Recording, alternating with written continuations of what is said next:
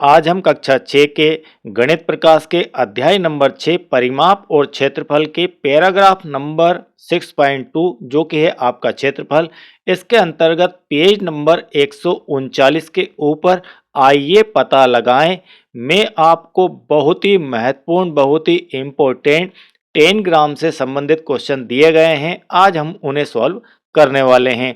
तो यहाँ पर आप जो चित्र देख पा रहे हैं, यह चित्र है 10 ग्राम का। ठीक है, इस प्रकार का 10 ग्राम आपकी बुक में, आपकी जो गणित प्रकाश की बुक है उसके पीछे की तरफ पेज पर दिया गया है।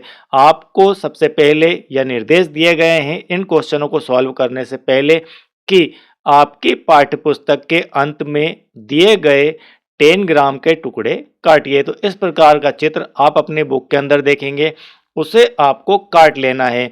यहाँ पर जो व्हाइट लाइन दी गई है यह इसकी बॉर्डर है।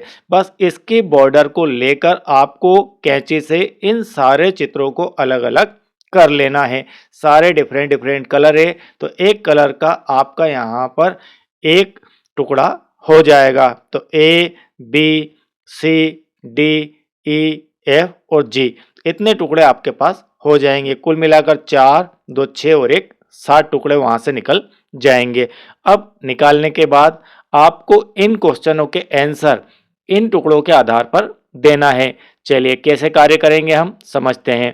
क्वेश्चन नंबर 1 है हमारा, खोजिए और पता लगाइए कि कितने टुकड़ों का क्षेत्रफल एक समान है। तो आपने जो अभी टुकड़े काटे इसके अंदर से 7 10 ग्राम के, अब आपको इनमें बताना है कि किनका क्षेत्रफल समान है, यानी कि इसके अंदर से 2 टुकड़े ऐसे हैं जो कि एक समान हैं। ठीक है, जिनका क्षेत्रफल आपस में समान है। तो यहां पर इसके आंसर में आपका आ जाएगा कि टुकड़े ए और बी। आप देख पा रहे हैं कि ये जो टुकड़ा ए है और ये टुकड़ा बी है, इन दोनों का क्षेत्रफल आपको समान दिखाई देगा। ठीक है, बिल्कुल समान ही है। यदि हम ए की जगह बी को रख दें या बी के ऊपर ए को रख दें तो ए बी को ढक देगा और बी ए को ढक देगा। तो हम कह सकते हैं उस स्थिति में कि ए और बी का जो एरिया है, जो क्षेत्रफल है, वह एक समान है।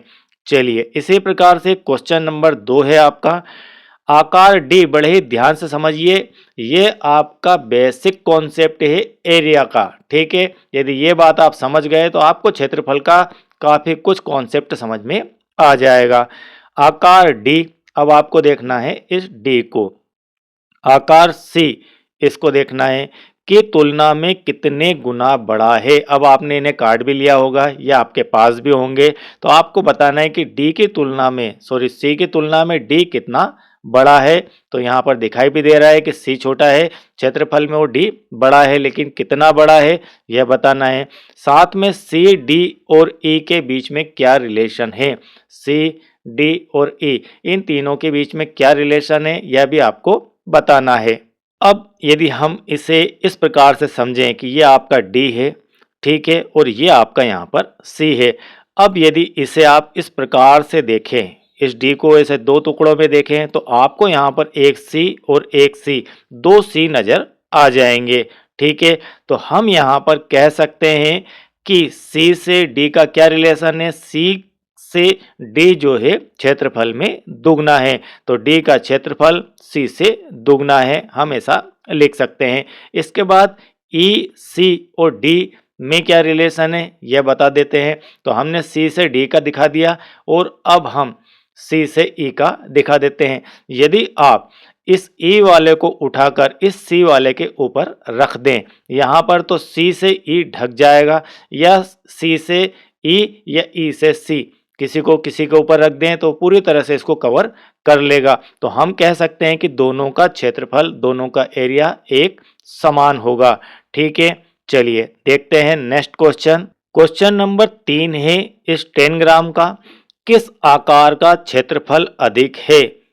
किन किन आकारों की तुलना करना है, आकार डी या आकार एफ। अपने उत्तर का कारण बताइए।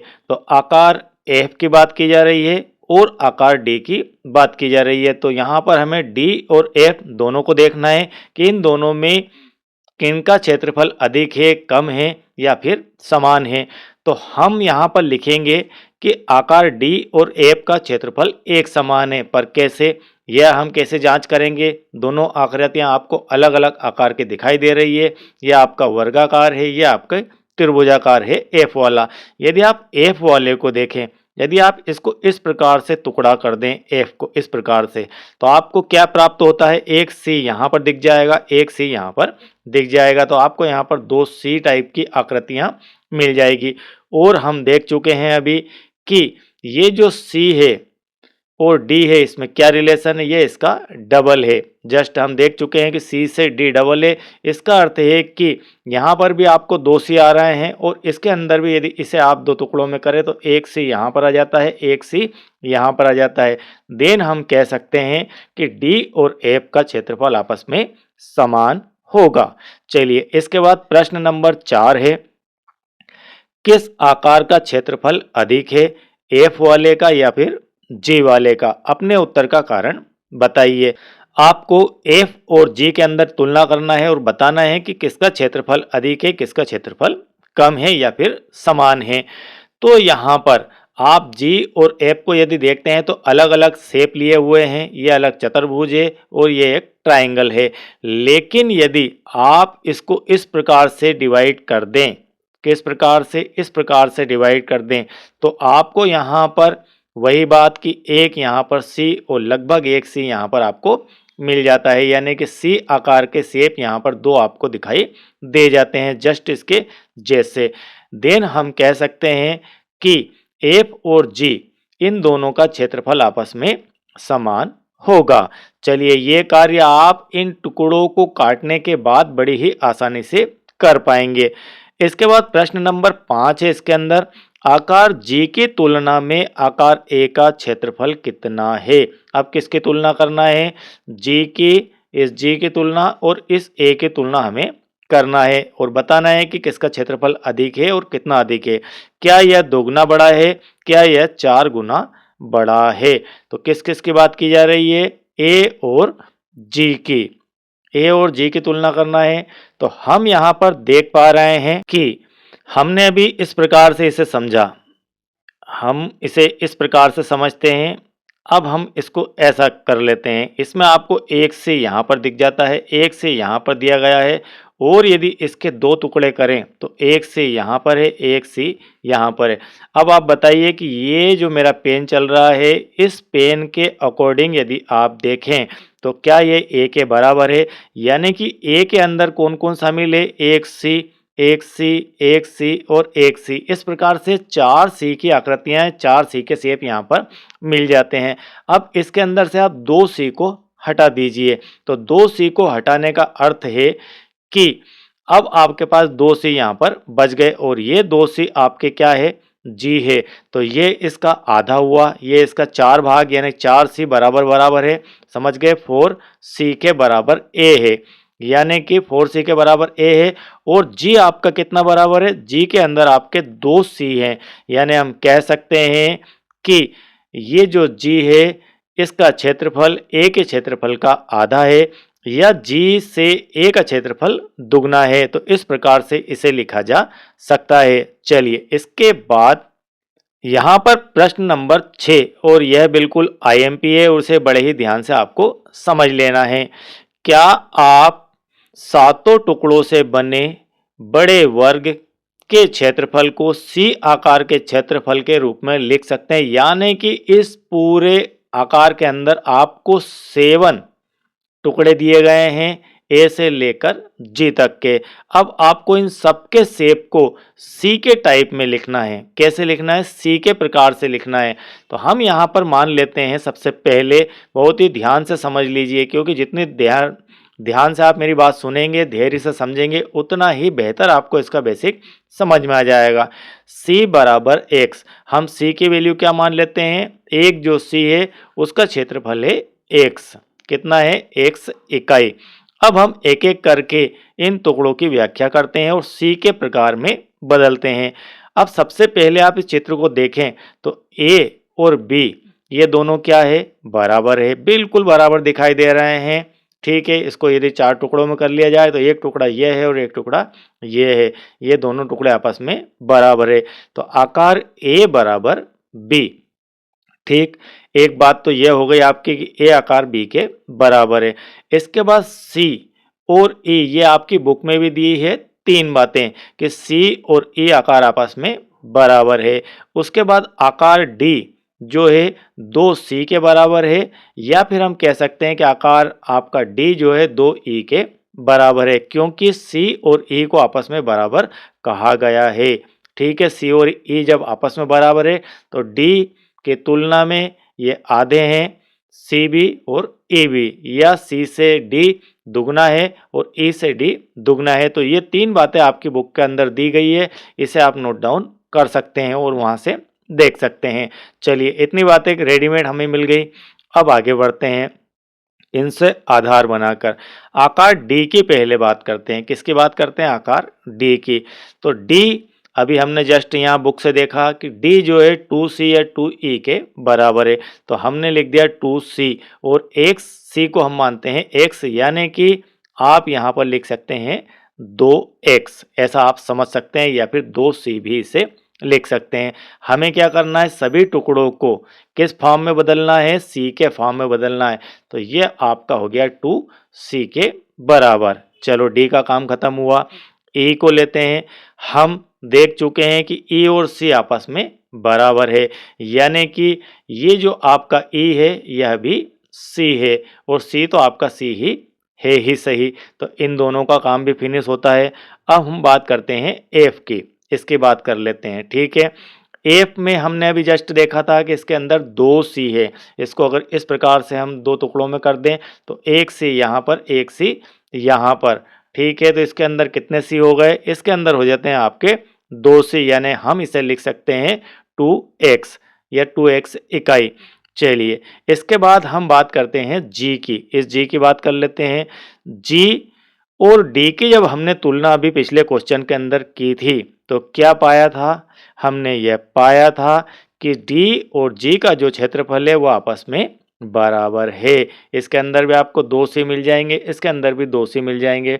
देन हम कह सकते हैं कि किस प्रकार से, यदि इसको इस प्रकार से देखें तो इसके अंदर भी आपको 2C मिल जाते हैं, और D के अंदर भी 2C हम प्रूव कर चुके हैं। देन हम कह सकते हैं कि G और D का जो क्षेत्रफल है वो आपस में बराबर होगा, यानी कि वह भी 2x हो जाएगा। तो कौन कौन हो गए? यहाँ पर ये सभी हो गए। अब बचे A और B। अब चलिए A और B को देखते हैं। तो यदि हम आकार A और B को देखें तो बीच की इस लाइन को देखो आप, बीच के इस लाइन में एक तरफ तो ये दोनों पहलवान हैं A और B जो कि बराबर हैं, और एक तरफ ये सारे हैं। तो हम यदि A और B का योग देखें, A और B का योग देखें मतलब इस तरफ का जो पूरा एरिया है A और B वाला, ये सारे इनके बराबर है। कौन कौन बराबर है? G आ गया इसके अंदर, C आ गया, D आ गया, E आ गया और F आ गया। ये 5 टुकड़े यदि हम मिला लें तो A और B के बराबर है। हम देख चुके हैं कि G की वैल्यू क्या है? 2x है। इसके बाद C की वैल्यू x है। इसके बाद D की वैल्यू अगेन 2x है, और यहाँ पर फिर आपका E, उसकी वैल्यू x है, और आपका यहाँ पर बचता है F, इसकी वैल्यू 2x है। ये अभी हम निकाल चुके हैं। अब हमने इन सबको यहाँ पर x के फॉर्म में रख दिया। आप इनको ऐसा भी लिख सकते हैं कि आपका यहाँ 2C है, यहाँ 1C है, यहाँ 2C है, यहाँ पर 1C है, यहाँ पर आपका 2C है। इस प्रकार से भी समझ सकते हैं। 1C की जगह आप C ही चलने दें, कोई दिक्कत नहीं। हमें कुल मिलाकर C के आकार में ही इन सबको लिखना है। अब हम इन सबको जोड़ लेते हैं तो यहाँ 2x, 1x, 2x, x और 2x, कुल मिलाकर कितने x हो गए? 2 और 1 3 और 2 5 और 1 6 और 2 8। कुल मिलाकर ये सब अगर x में हम जोड़ें तो 8x हो जाते हैं। हम देख चुके हैं कि a और b क्या है? आपस में बराबर है। तो हम a की जगह a और b की जगह भी a रख देते हैं। मान तो यहाँ पर हो जाता है 2a, ये दोनों बराबर है, तो हम थोड़ी देर के लिए इसे भी a मान लेते हैं। तो कितनी a है? 2a के बराबर ये सारे हैं, तो ये हो गए 8x। हम 2 का इसमें भाग लगा देते हैं, तो देन a और b, या तो a की वैल्यू 4x है और b की वैल्यू भी 4x आ जाएगी। चलिए, ए और बी की वैल्यू 4x आ गई, तो ये बताइए पूरी आकृति आपकी कितनी हो जाएगी। जब ए की वैल्यू 4x है यानी कि 4c के बराबर ये है, 4c के बराबर ये है, और ये जो टुकड़ा है यह भी 4c के बराबर, यह भी 4c के बराबर। कुल मिलाकर हम कह सकते हैं कि ये सारे मिलकर 16x या 16c के बराबर हो जाएंगे। तो फाइनली आपका यहाँ पर एक बहुत ही इम्पोर्टेंट आइए पता लगाए जो कि पेज नंबर 139 पर दिया गया था, आज कंप्लीट किया। इसके अंदर क्वेश्चन नंबर 7 और 8 और दिए गए हैं और वह जनरल है। ठीक है, तो यहाँ पर इतनी बातें यदि आप समझ जाते हैं तो बहुत बातें आपकी क्लियर यहाँ से हो जाएगी और बहुत ही इम्पोर्टेंट गतिविधि है। सभी शिक्षक साथी बच्चों से यह गतिविधि अवश्य करवाएं, नहीं तो ये आपका 10 ग्राम 2 महीने बाद बुक के अंदर कहीं रद्दी में चला जाएगा। इसको उपयोग जरूर करवाना है। आई होप कि यह पार्ट आपको बिल्कुल क्लियर समझ में आ गया होगा। और यदि आप चैनल के साथ नए हैं, मुझे पहली बार देख रहे हैं, सुन रहे हैं और कंप्लीट मैथमेटिक्स सीखना चाहते हैं, तो प्लेलिस्ट की लिंक जिसके अंदर सारा आपका गणित प्रकाश का सॉल्यूशन है वह नीचे डिस्क्रिप्शन के आपको दी गई है, वहां से उसे आप वॉच कर सकते हैं। तो सभी टॉपिक्स को यहाँ पर एक्सप्लेन किया गया है और पेज नंबर सहित यहाँ पर आगे बढ़ा जा रहा है। तो पेज नंबर 139 तक हम आ चुके हैं। इसके आगे आपको नेक्स्ट वीडियो प्लेलिस्ट से देखने को मिल जाएंगे। और यदि वीडियो बेहतर लगता है तो एक लाइक करना ना भूले। Thank you very much.